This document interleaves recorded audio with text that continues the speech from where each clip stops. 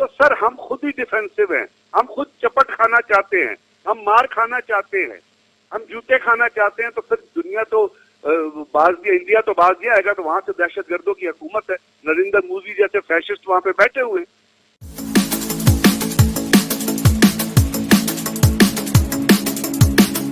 European union کے اندر ایک report submit ہوئی گزشتہ سال، جس میں کہا گیا کہ سری واستو نامی ایک نیٹ ورک ہے، اور اس نیٹ ورک کے تحت اس کے اندر این جی اوز بھی آتی ہیں، نیوز نیٹ ورک بھی آتے ہیں، اور اس کے تحت تھنک ٹینکس بھی آتے ہیں جو پالیسی میکنگ کے اندر استعمال ہوتے ہیں، اور یہ ان سب کو انفلوئنس کرتا ہے، اور بیسیکلی یہ انڈین مفادات کے لیے کام کرتا ہے۔ اب اگر اس کا کمپیریزن کریں کہ 2 سال پہلے فیس بک نے بہت سارے اکاؤنٹ پیجز جو تھے ان کو ڈیلیٹ کیا، اور اس کے اوپر الزام لگایا کہ یہ جو ہے یہ پاکستان کے آئی ایس پی آر کے پیجز تھے اور ان سے منسلک لوگ تھے۔ اس کے بعد اس سال پھر یہی کام کیا گیا، بہت سارے پیجز جو تھے ان کو، جو کہ کشمیر کے اوپر لابنگ کر رہے تھے، جو کہ بھارت کے اندر چلنے والی خالستان اور جوناگڑھ مناظر وغیرہ کے اوپر لابنگ کر رہے تھے، ان کو پھر ڈیلیٹ کیا گیا۔ اس کی وجہ یہ ہے کہ ہم شاید ہمارے اندر کوئی خرابی ہو یا خامی رہ گئی ہو کہ ہم پراپر پلیٹ فارم پہ جا کے ان کے خلاف یہ رپورٹ آ چکی ہو، یہ ہماری رپورٹ نہیں ہے یار، یورپین یونین کی رپورٹ ہے، اس کو ہم پلیڈ ہی نہیں کر پا رہے۔ یورپین یونین کو کہیں کہ بھائیان ہے تہاڈی اپنی رپورٹ ہے، اس کے اوپر تو عمل درآمد کر دیجئے، یہاں پہ تو ان کی سرگرمیاں بین کر دیجئے، ہم یہ نہیں کہہ رہے، ٹھیک ہے؟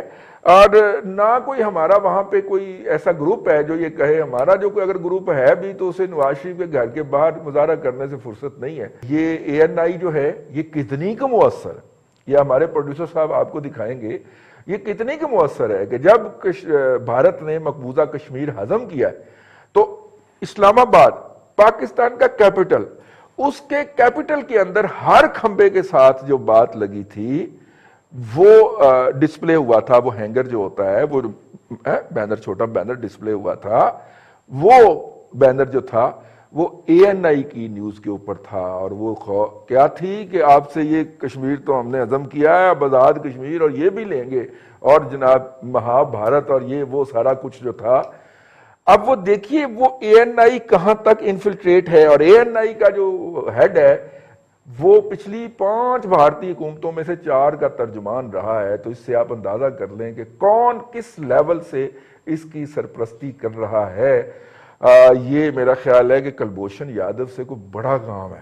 برگیڈیئر صاحب اگر آپ کو یاد ہو تو جب یہ رپورٹ آئی تھی تو اس وقت بھی ہم نے اس پہ ایک پروگرام کیا تھا، اور اب سر وہ ہمارا خیال تھا کہ چور چوری سے پکڑا جائے گا تو وہ باز آ جائے گا، لیکن بی بی سی کہتا ہے کہ وہ دھڑلے سے لگے ہوئے ہیں سر، پورا نیٹ ورک ابھی تک آپریٹو ہے اور کام کری جا رہا ہے، اور کسی کا اسے کوئی خطرہ نہیں ہے، کسی کا اس کو تھریٹ نہیں ہے، کوئی اس کے بارے میں نہ انٹرنیشنل فورا پہ بات کر رہا ہے، حالانکہ یہ سر ہماری رپورٹ نہیں ہے، یہ ان کی رپورٹ ہے جو جن کے ملک کے اندر یہ آپریٹو ہے اور ہمارے مفادات کے خلاف کام کر رہا ہے۔ جی سر، اصل میں اس تمام میں بھارت تو ہمارا دشمن ہے، اس نے یہ سب کچھ کرنا ہے، وہ کر رہا ہے، وہ ہائیبریڈ وار بھی کر رہا ہے، وہ باقی کام بھی کرتا رہا ہے، وہ دہشت گردی بھی کر رہا ہے، اے پی ایس کا واقعہ بھی ہوا، فیصل ایئر بیس کا واقعہ بھی ہوا، پی آئی اے ایئرپورٹ کا واقعہ بھی ہوا، لاہور کے اندر نیول کالج کا واقعہ ہوا، جی ایچ یو کے گیٹ پہ بھی حملہ، سارا کچھ ہوا۔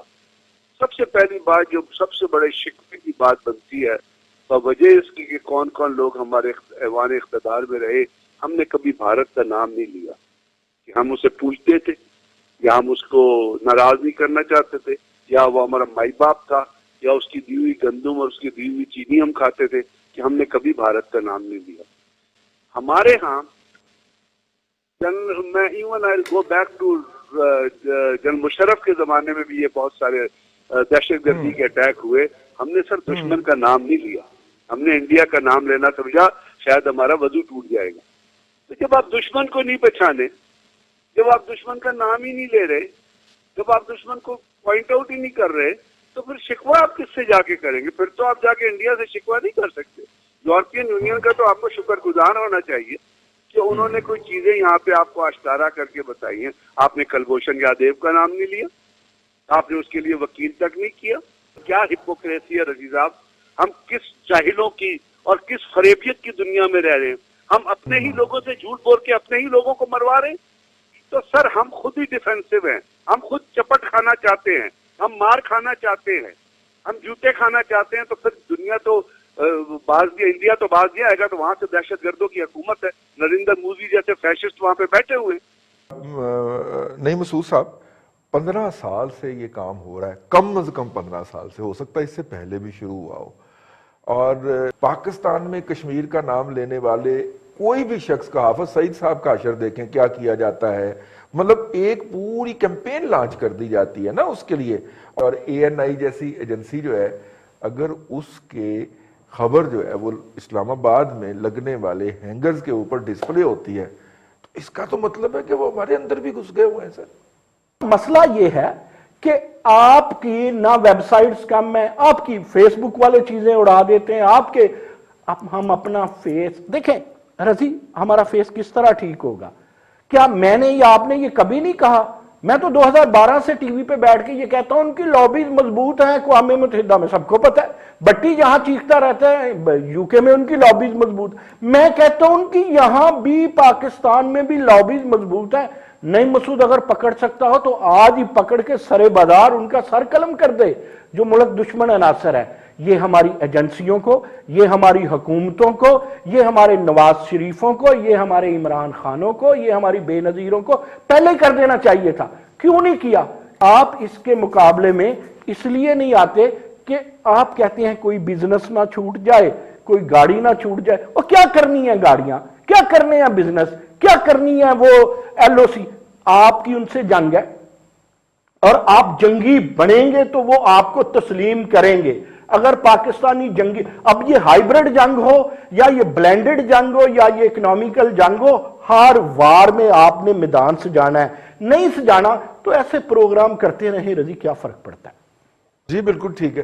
ارسلان بھٹی صاحب, ہم نے دردان شکن آج جواب دیا ہے. ہم نے وزیر داخلہ مقرر کر دیا شیخ رشید صاحب کو. آپ کو پتہ شیخ رشید صاحب چٹانکی اور پائیا کے بم والے ہیں, تو وہ آپ دیکھیے گا کیسے وہ یہ 5ویں پشت کی دوغلی ابلاغی جنگ میں دشمن کو دندان شکن جواب دیتے ہیں. سر آپ یہ دیکھیے کہ یہ معلوم تھا ہمیں, لیکن بدقسمتی یہ ہے کہ ہم نے ایک طرف تو کہا کہ جی ہم امن کے دائی ہیں, ہم نے یہ کام نہیں کرنا ہے. نہیں, ہم امن کی دائی ہے, چلے کے دائی نہیں, دایا کہہ لیں نا, دایا جو ہوتی ہے. اب وہ ہم اس کے چکر میں ہم نے بہت نقصان اپنا کرایا, اور ہمارے جو دشمن ہے, جو اصلی دشمن ہے, 14 اگست کی رات 12 بجے سے پہلے تھا اور آج تک وہی ہے, اس کا نام بھارت ہے.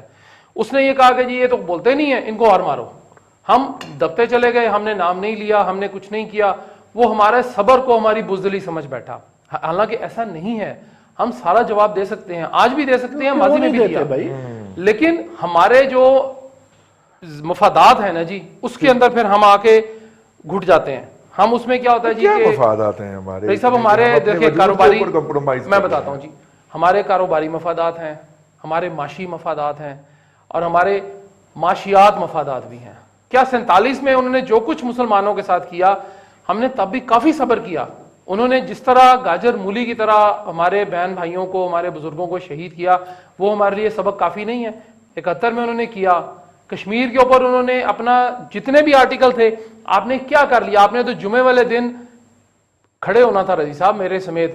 ہم نے کیا, میں نے اور آپ نے اپنی ذمہ داری نبھائی. ہم انڈیا سے کیوں خار کھاتے ہیں, انڈیا کو ہم کیوں خوف سے کھاتے ہیں, میری تو یہ بات آج تک سمجھ میں نہیں. ہمارے میں کمی کیا ہے؟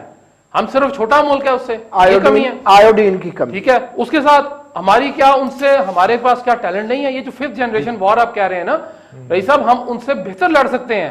لیکن ANI کی اگر میں تھوڑی سی بیک گراؤنڈ آپ کو بتا دوں کہ وہ بندہ جو پریم پرکاش ہے, اس کا بیک گراؤنڈ یہ ہے جی کہ وہ فوٹو جرنلسٹ تھا رائٹرز کے ساتھ جب 1971 میں. جب اس نے رائٹر سے مجھے یاد آیا, رائٹر پارٹنر ہے ANI کا, اس نیٹورک کا حصہ ہے رائٹر. 1988 میں اس کے اندر اس نے اپنے باقاعدہ شیئرز خریدے. اس وقت اس کا وہ چیئرمین ہے, اب وہ اس کا بیٹا اس کا چلا رہا ہے. ہم بجائے اس کے کہ ہم ان سے لڑیں, ہم اپنے ملک میں جو ہے ہم آنکھ کھول لیتے ہیں, اور کبھی ڈومیسٹک مسائل پہ آ جاتے ہیں, کبھی ہم کوئی جلسے کینسل کراتے پھرتے ہیں, اور خدا رہا اس کو چھوڑ دیں. نہیں بھٹی صاحب دیکھیے, ہم گلوبل ولیج سپیس نامی ویب سائٹ بناتے ہیں, اور پہلے دن ہی اسے ایک میڈیکل ڈاکٹر کے جو نہ ڈاکٹر بن سکا نہ جرنلسٹ بن سکا تو وہ ایک ملغوبہ سا بن گیا، اس کے حوالے کر دیتے ہیں اور نتیجے کے طور پہ پہلے دن وہ ایکسپوز کروا دیتا ہے ان کو کہ یہ جناب ویب سائٹ جو ہے یہ ہم نے پروپیگنڈا پرپز کے لیے کی ہے۔ ہم سیاست.pk ویب سائٹ لانچ کرتے ہیں، اسے گالم گلوچ کرنے کے لیے ہم نے رکھا ہوا ہے، اور وہ نتیجے کے طور پہ کیا ہوتا ہے کہ وہ روزانہ نیا گھٹیا لیول کا گالم گلوچ کا جو ٹرینڈ ہے وہ اٹھ کے بناتے ہیں اور پاکستان کے پہلے سے تقسیم شدہ معاشرے کو شدید تقسیم کرتے ہیں اور نفرتوں میں مزید اضافہ کرتے ہیں۔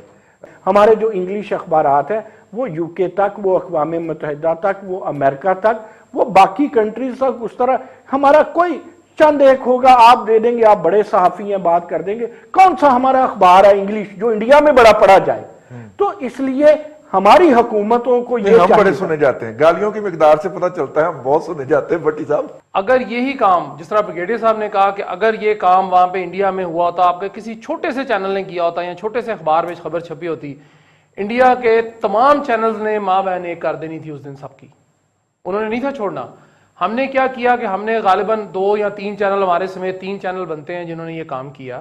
اس کے بعد کس نے یہ کام اٹھایا؟ کوئی بھی نہیں اٹھا رہا۔ ہم تو کشمیر پہ ان کا کچھ نہیں بگاڑ سکے، ہم کلبھوشن پہ ان کا کچھ نہیں بگاڑ سکے، ہم اس کے علاوہ پاکستان کو باہر سے نہیں اندر سے خطرہ تھا جی، اور خطرہ ہے، بالکل اس لیے ہم نے اس موضوع پہ کچھ نہیں کیا، ہم اندر والے موضوع پہ لگے ہوئے ہیں نا۔ وہی جب تک یہ پالیسی سے بھٹی صاحب اب اظہار نہیں ہوگا نا کہ پاکستان کو اندر سے نہیں باہر سے نہیں اندر سے خطرہ ہے، یہ بیڑے گرک ہوتے رہیں گے اور یہ اسی طرح دندناتے رہیں گے۔ مجھے تھوڑا سا اس سے میں ANI کے پوسٹر اسلام آباد کی سڑکوں پہ لگتے رہیں گے جب تک یہ اس پالیسی سے ریورس نہیں مارا جاتا۔